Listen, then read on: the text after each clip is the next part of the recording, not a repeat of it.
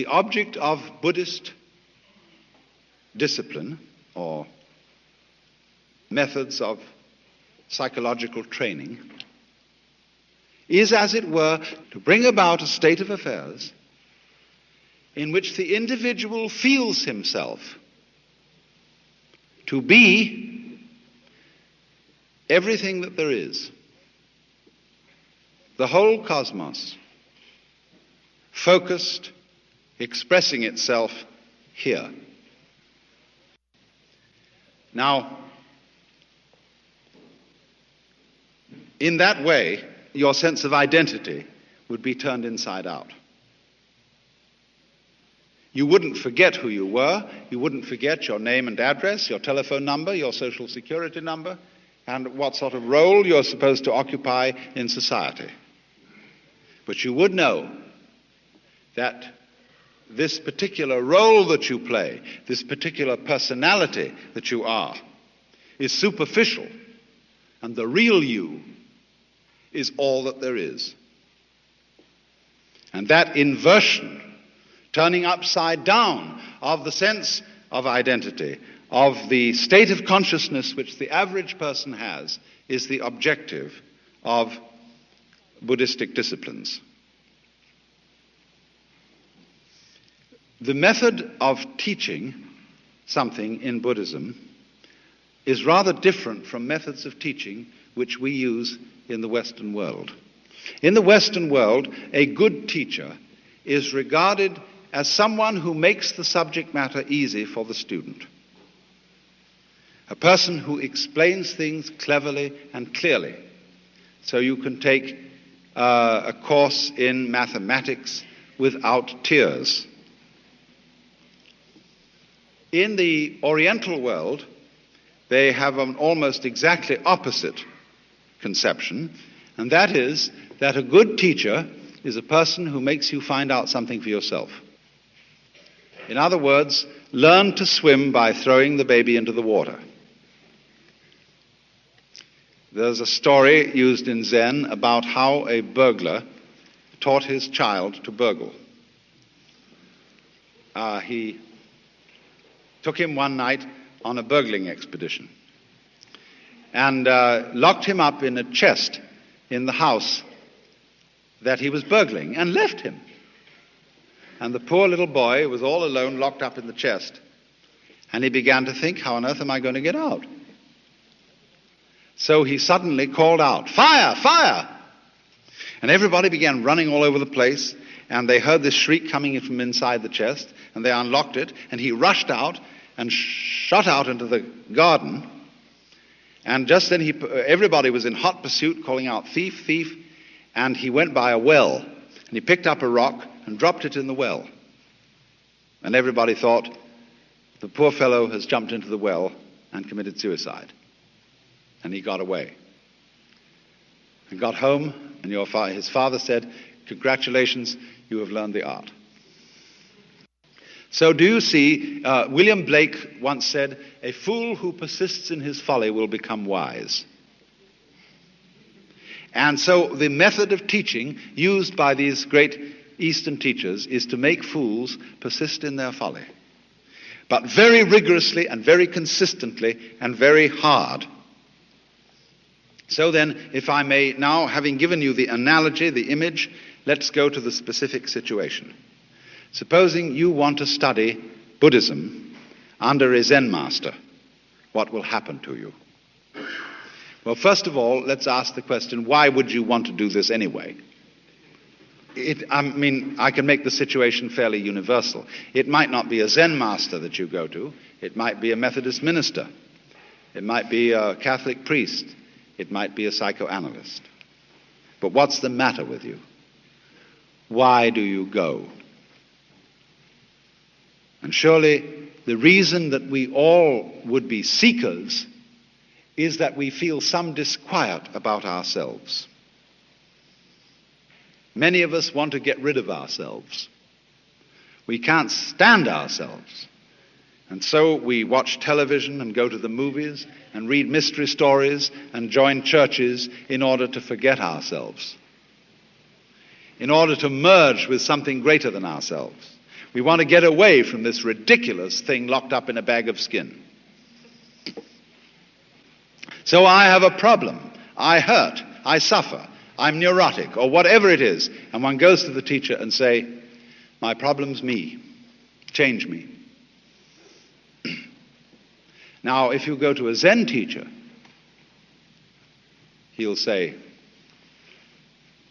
well, I have nothing to teach. There is no problem. Everything's perfectly clear. And you think that one over. And you say, he's probably being cagey.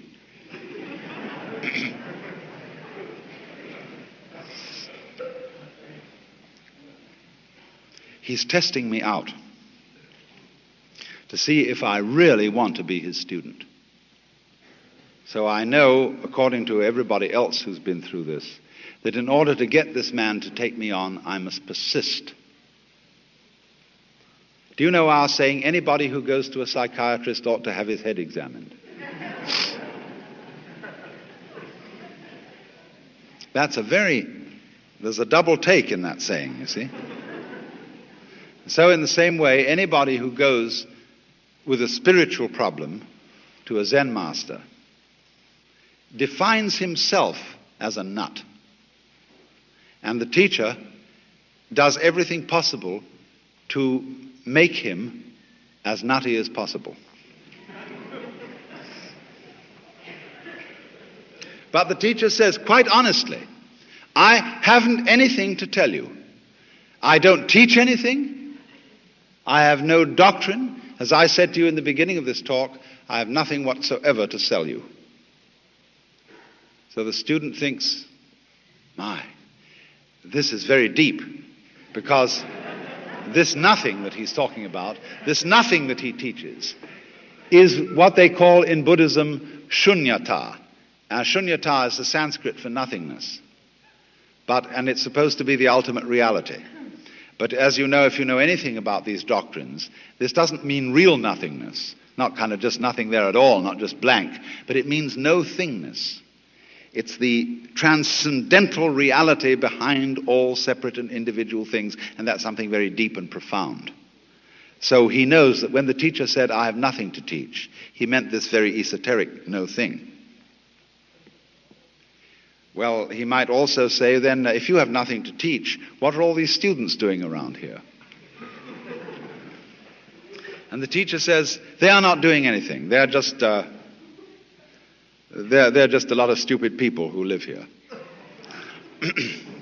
And he knows again, you see, the stupid doesn't mean just straight stupid, but the higher stupidity of being people who are humble and don't have intellectual pride. So,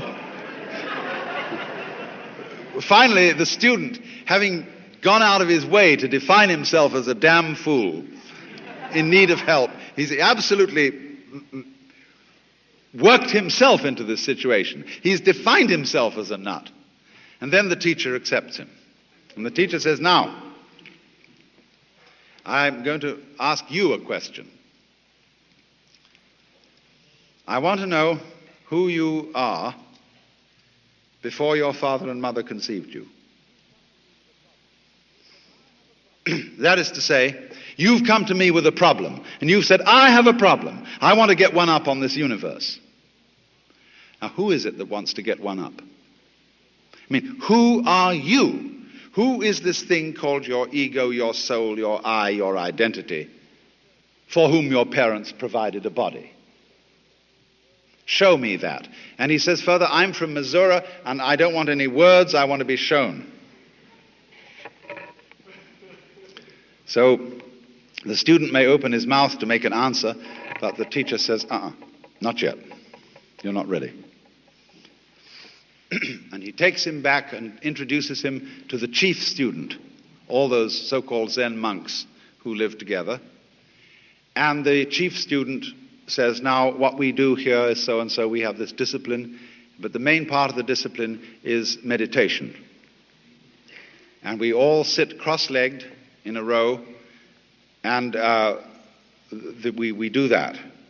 And you sit cross-legged and you learn how to breathe, and be still. In other words, to do nothing. But you mustn't go to sleep, and you mustn't get into a trance. You have to stay wide awake, not thinking anything, but perfectly doing nothing. And there's a monk walking down all the time with a flat stick, rather long, about so long. And if you go to sleep, or if you get into a trance, or if you get dreamy, he hits you on the back, so that you'll stay quite clear and wide awake, but still doing nothing. And the idea is that out of this state of profoundly doing nothing, you will be able to tell the teacher who you really are. In other words, the question, who are you before your father and mother conceived you, is a request for an act of perfect sincerity and spontaneity. As if I were to say to you, look, will you be absolutely genuine with me? No deception, please. I want you to do something that expresses you without the slightest deception. No more role acting, no more playing games with me. I want to see you. Now imagine. Could you really be that honest with somebody else? Especially a spiritual teacher. And you know he looks right through you. He sees all your secret thoughts. And he knows the very second when you've been a little bit phony. And that bugs you. Just like a psychiatrist. You're sitting in there discussing your problems with him and you start picking your nose. And the psychiatrist suddenly says to you, "Is your finger comfortable there? You like that?"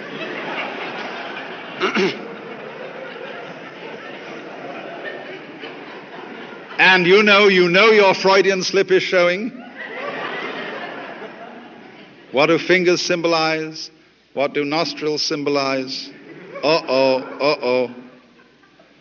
And then you quickly put your hand down and sort of...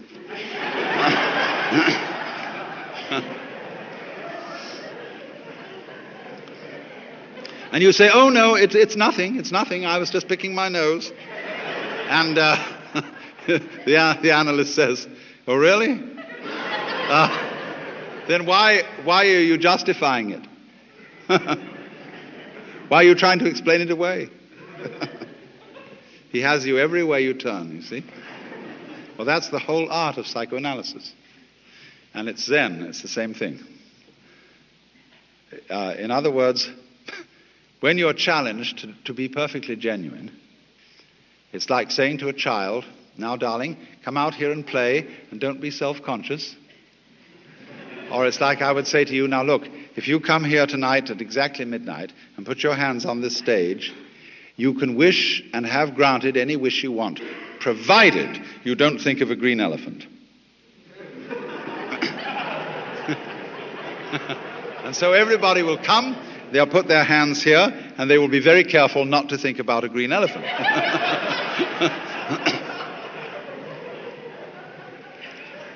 Well, now do you see the point? That everybody, if we transfer this to the dimension of spirituality, where the highest ideal is to be unselfish, to let go of oneself, when you are trying to be unselfish, you're doing it for a selfish reason. You can't be unselfish by a decision of the will, any more than you can decide not to think of a green elephant. There is a story about Confucius, who one day met Lao Tzu, who was a great Chinese philosopher. And Lao Tzu said, "Sir, what is your system?" And Confucius said, "It is charity and love of one's neighbor and elimination of self-interest." Lao Tzu said, "Stuff and nonsense. Your elimination of self is a positive manifestation of self. Look at the universe. The stars keep their order. The trees and plants grow upwards without exception. The waters flow. Be like this. All your nonsense about elimination of self is like beating a drum in search of a fugitive. So in this way, these are all examples of the trickery the master is playing on you. You came to him with the idea in your mind that you are a separate, independent, isolated individual. And what he is simply saying to you is, show me this individual. I had a friend who was studying Zen in Japan, and he got pretty desperate to produce the answer of who he really is. And on his way to an interview with the master to give an answer to the problem, he noticed a very common sight in Japan, a big bullfrog sitting around in the garden. And he swooped this bullfrog up in his hand and dropped it in the sleeve of his kimono. And then he went into the master, and to give the answer of who he was, he suddenly produced the bullfrog. And the master said, too intellectual.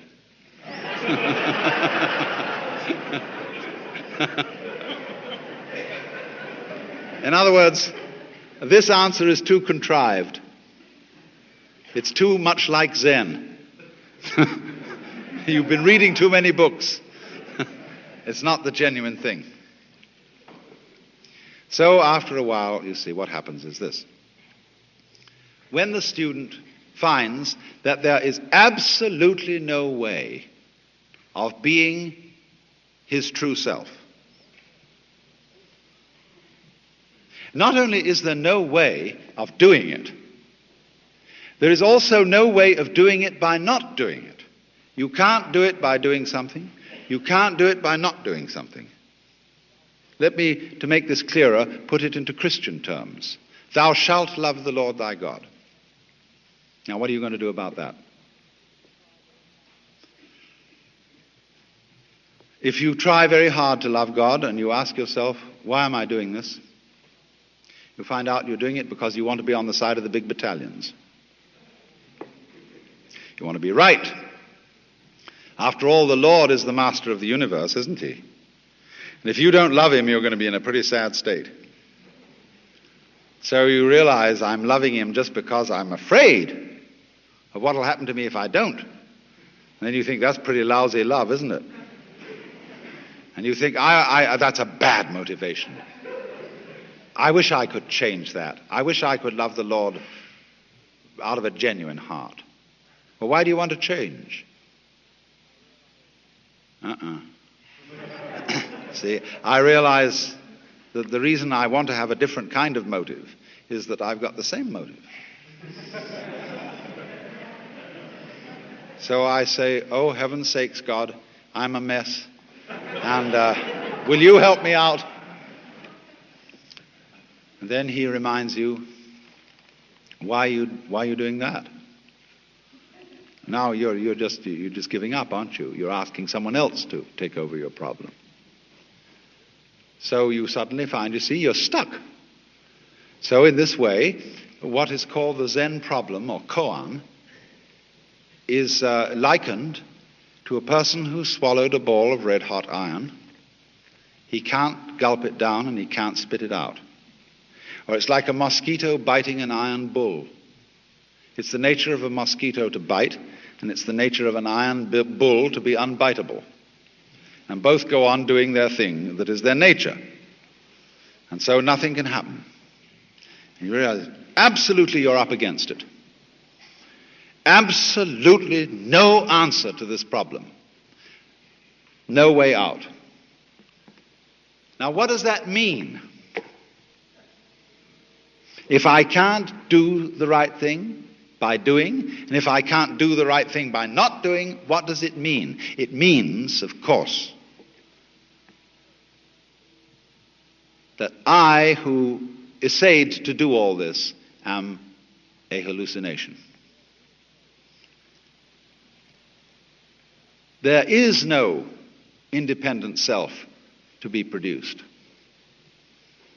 There is no way at all of showing it, because it isn't there.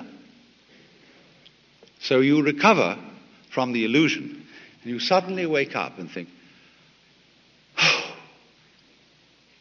what a relief. And they call that satori. That's awakening, the first step in awakening. Let me try and translate this. When this kind of experience happens, you discover that what you are is no longer this sort of isolated center of action and experience locked up in your skin. That the teacher has asked you to produce that thing, to show it to him genuine and naked, and you couldn't find it. So it isn't there.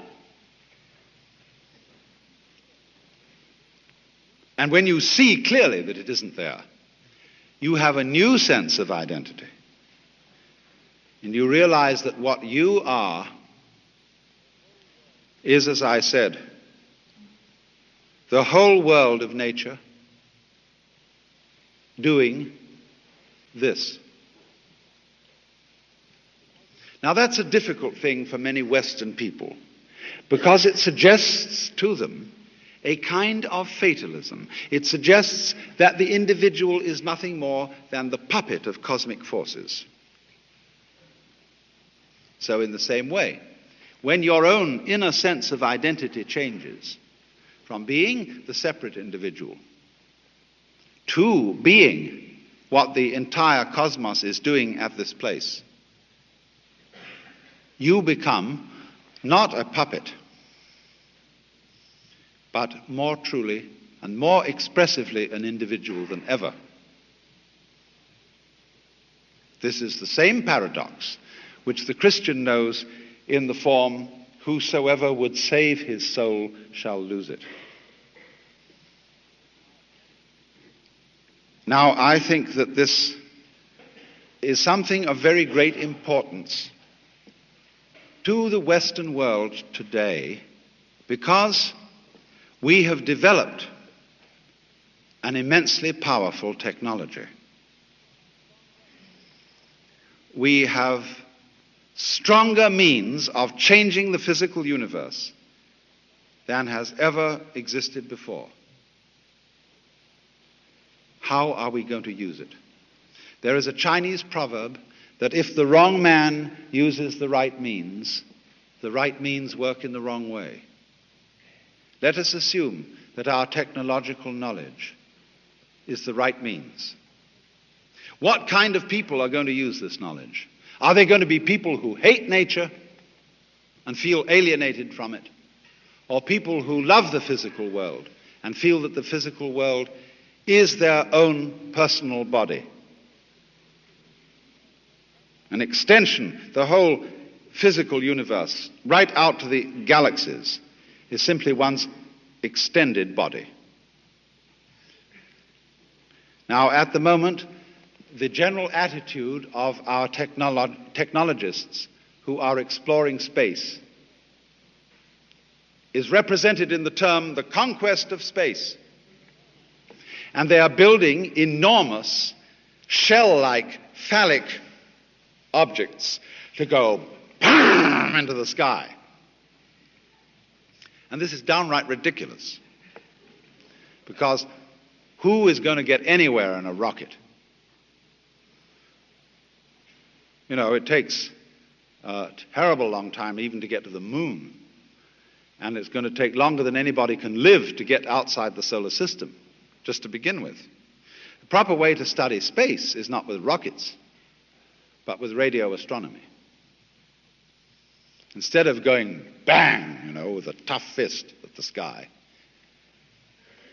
become more sensitive.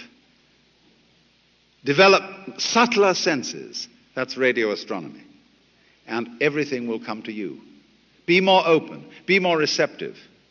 And eventually you will develop an instrument that will examine a piece of rock on Mars with greater care than you could if you were holding it in your own hand. Let it come to you.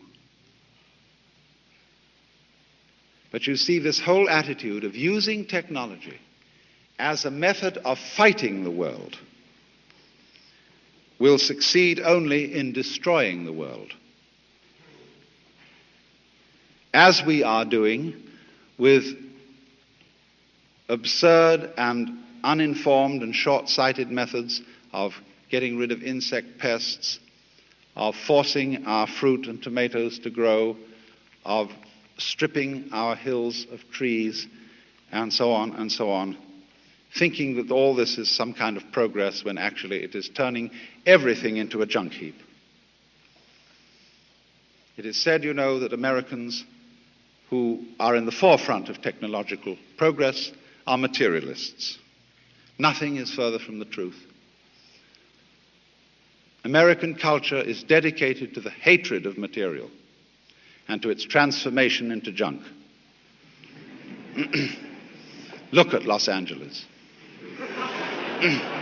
Does it look as if it was made by people who loved material? It's all made out of ticky-tacky, which is a combination of plaster of Paris, paper mache, and plastic glue, and comes in any flavor. The important lesson, in other words, is technology and its powers must be handled by true materialists. And true materialists are people who love material, who cherish wood and stone and wheat and eggs and animals and, above all, the earth, and treat it with the reverence that is due to one's own body.